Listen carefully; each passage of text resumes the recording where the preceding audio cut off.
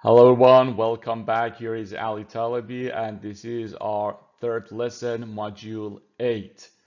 So we talk about payback period, discounted payback period, and net present value.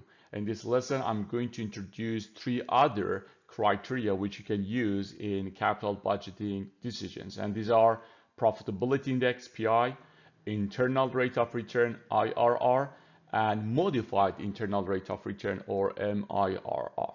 So let's start our session. So we talk about NPV and net present value and how we can use net present value to choose the project. So based on the net present value, you will go with the projects which have a higher net present value.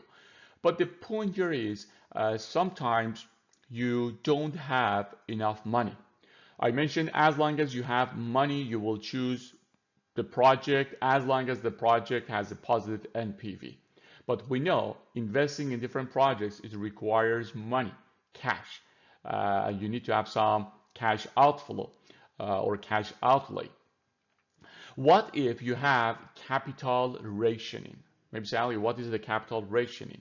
So when you have the budget limit, when you put aside a specific amount of money to invest in projects, it's called capital rationing. So in other words, it is the limit which is set on the amount of funds available for the investment.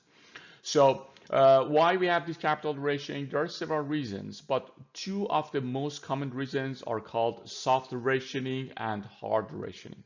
What is soft rationing? It means that the soft rationing means the manager is imposing some rules, some criteria, some limitation in the budget. So for example, it's saying you have $100,000 to invest in these projects. However, sometimes we have the hard rationing.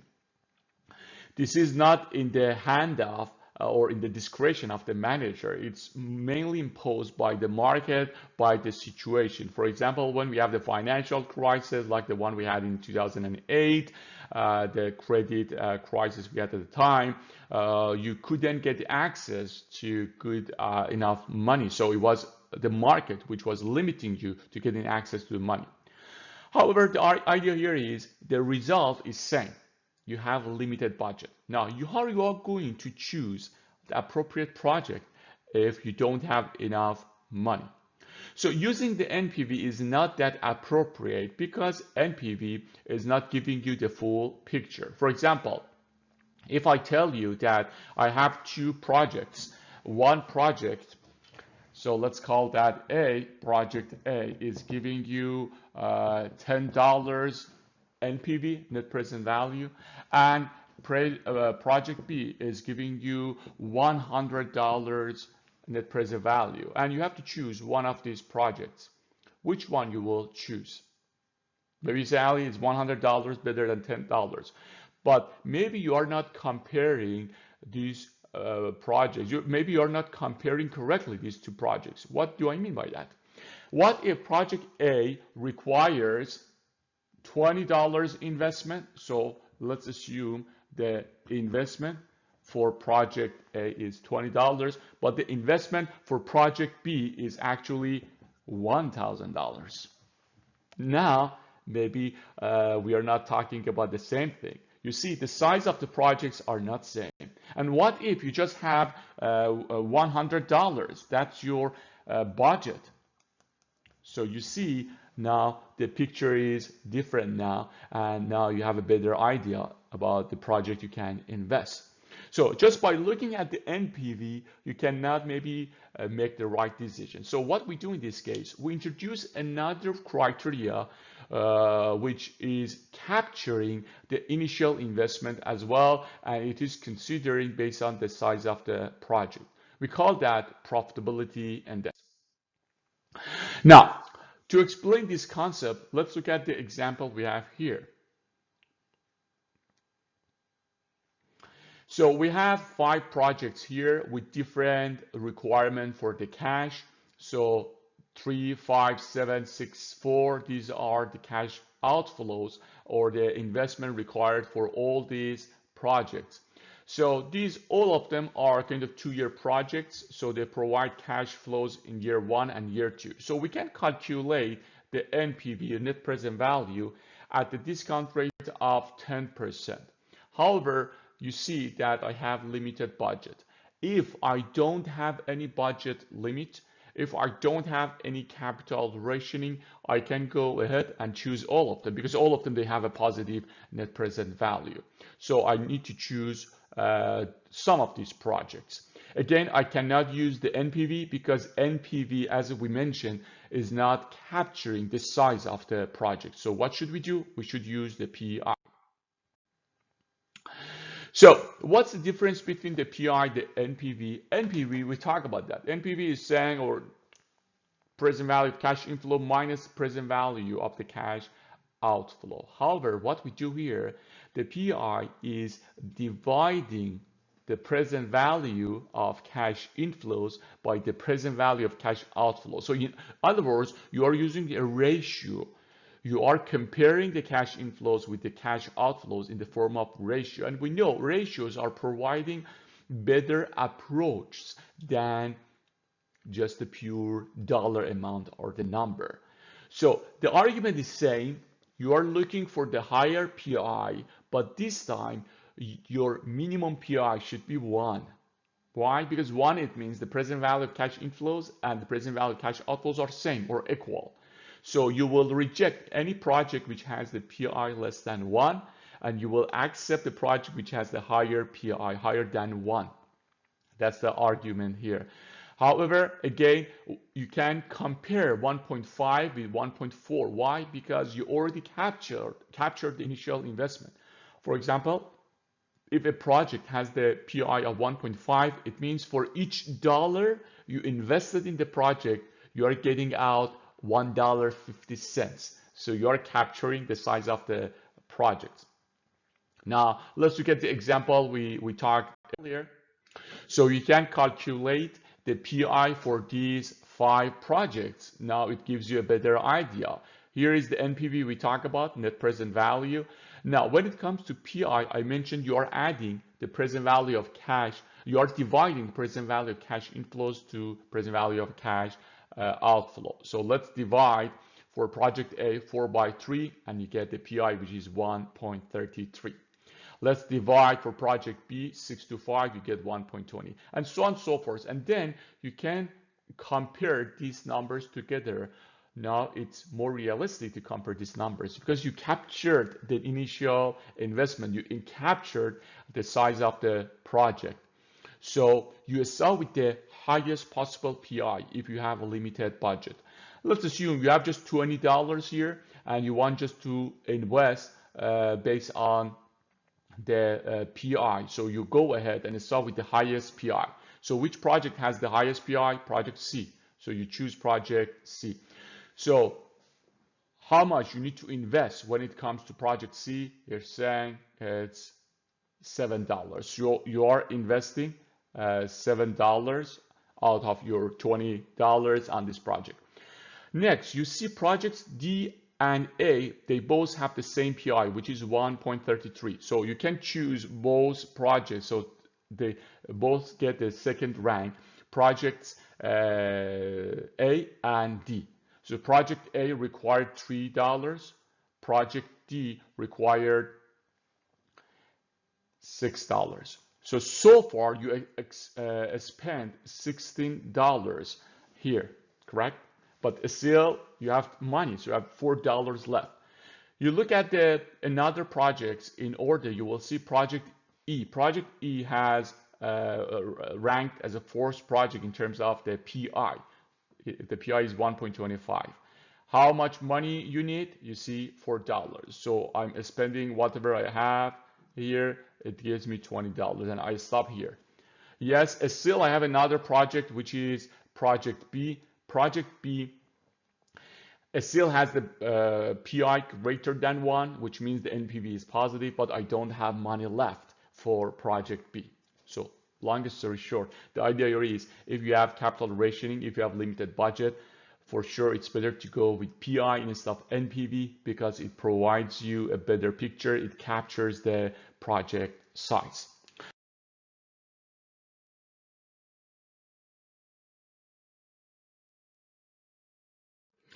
So now let's talk about IRR. We talk about the NPV and the PI. IRR is kind of comparable with the NPV because the argument here is very similar to the formula which we had for the NPV. We mentioned that NPV is showing the present value of cash inflows minus the present value of the cash outflows. Now, we assume we have a discount rate or required return, and based on that, we calculated the NPV. Based on the IRR, we are looking for that rate. In other words, I want to find the rate which gives me equal present value of cash inflows and present value of cash outflows. More specifically, I'm looking for the rate which gives me zero NPV. So I want to see how much I can increase my discount rate in which the present value of cash inflows and the present value of cash outflows are same. So for sure, you might say, Ali, is it kind of possible to use our regular formula to find the rate? You can use the formula, but you need to go with the kind of trial and error. So you have to play with the numbers. You can, if for example your NPV is positive, you have to increase the rate. If you come to the point which your NPV becomes negative, you have just to decrease or reduce your rate. So that's a kind of playing with the rate, which is a kind of challenging. So instead, I highly encourage you to use your financial calculator. I'm going to explain how to use your financial calculator to find the NPV and IRR at the end of this module. However, remember, you have also another option, which is using the Excel file. So you can use the Excel file as well. Both NPV and IRR, you have functions for them as well. So remember, the concept here is you're looking for the rate which gives you zero NPV. Maybe you say, Ali, what should I do with that rate? So what you do at the end, when you find that IRR, internal rates of return, you compare that with the required rate of similar projects. If the IRR is greater than the required rate or the discount rate, which we talked about that before, you will say, okay, I accept the project. If that IRR is less than or even equal to required return, you will reject the project. So that's why we call it internal, because that rate which you are calculating is coming out of the project. That's internal to that specific project. In other words, to determine the IRR, you are ignoring the required return, and that's one of the big disadvantages of the IRR.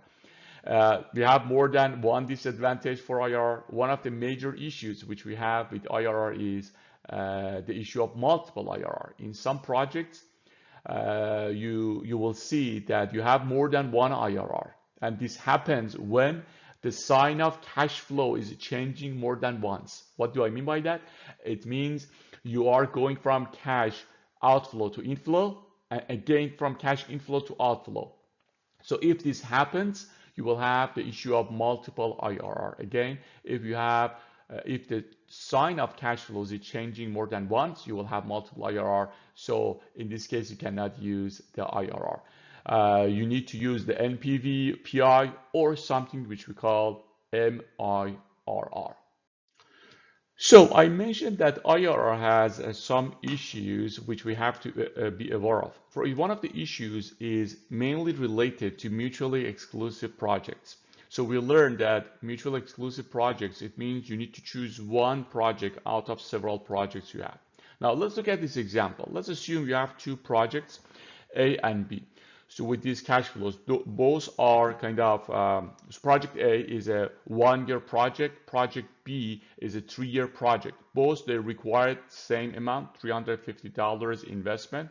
However, as I mentioned, the timing of the cash flows are a bit different. The NPV of project A is 24,000. The NPV of project B at the rate of 7% is 59,000. So based on the NPV rule, we'll choose project B because it gives us higher NPV. However, we'll see that the internal rate of return or IRR for project A is higher, which is 14.29%. So project A should be chosen based on IRR, and project B should be selected based on NPV. Now the question here is which criteria should we use? So to explain this problem or issue, I'm going just to ask you to look at the NPV profile. The NPV profile is showing the relationship between the discount rate and the NPV. So you have in horizontal axis, you have the discount rate or R. In vertical axis, you have the net present value. So what I did, I just having two projects in this, I have the NPV profile for these two projects. This is project, the red one is project A. So as you see that at 14.29%, it crosses the horizontal axis, which is your discount rate. What does it mean? It means as soon as it hits, the rate hits 14.29, the NPV becomes 0. This is the 0 NPV, and that's the meaning of the IRR. We learned IRR is the rate or discount rate, which gives you 0 NPV. However, for project B, you will see that the rate is 12.96%. So at this discount rate, the NPV for project B becomes 0. So they have different NPV profile, and for sure you can calculate the NPV when the discount rate is 0. So 0 discount rate, it means just add up all the cash flows and you will find the net present value at 0 discount rate. So $50 for project A, $148 for project B. Also, we can calculate the crossover rate. The crossover rate, it means the rate in which both projects give you the same NPV.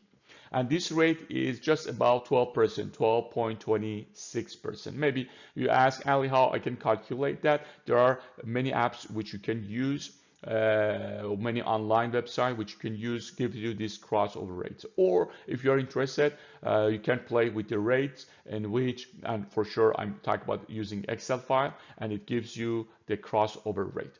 Why this is a kind of important for us? This rate is important because depending on the discount rate you choose, you will see before and after this discount rate, the decision based on NPV and IRR will be different. Now, let's look at any discount rate before this crossover rate.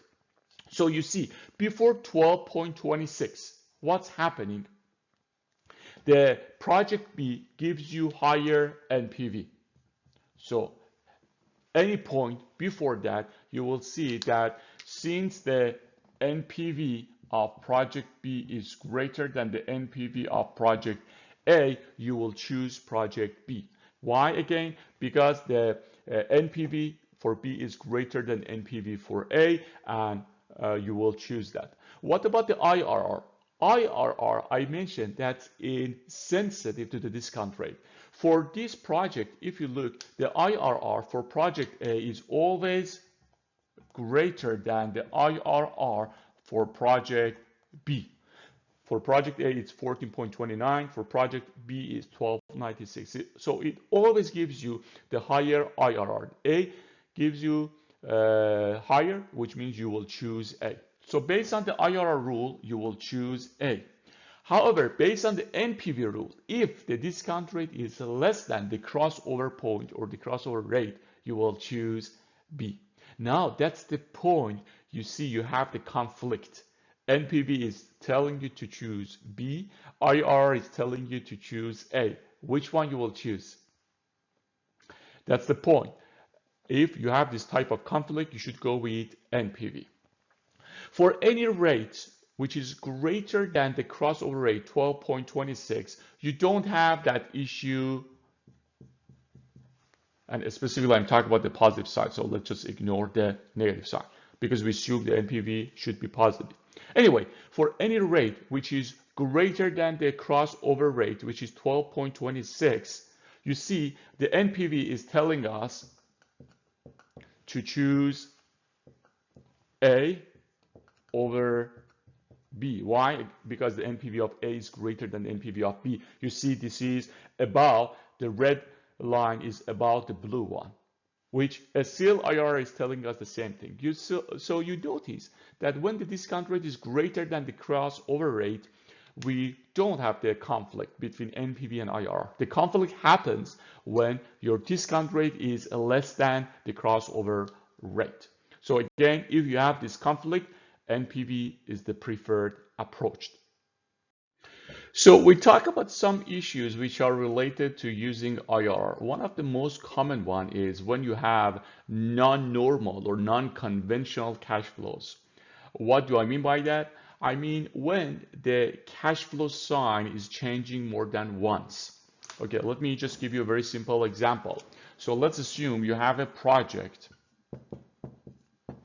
So these projects require $100 investment now.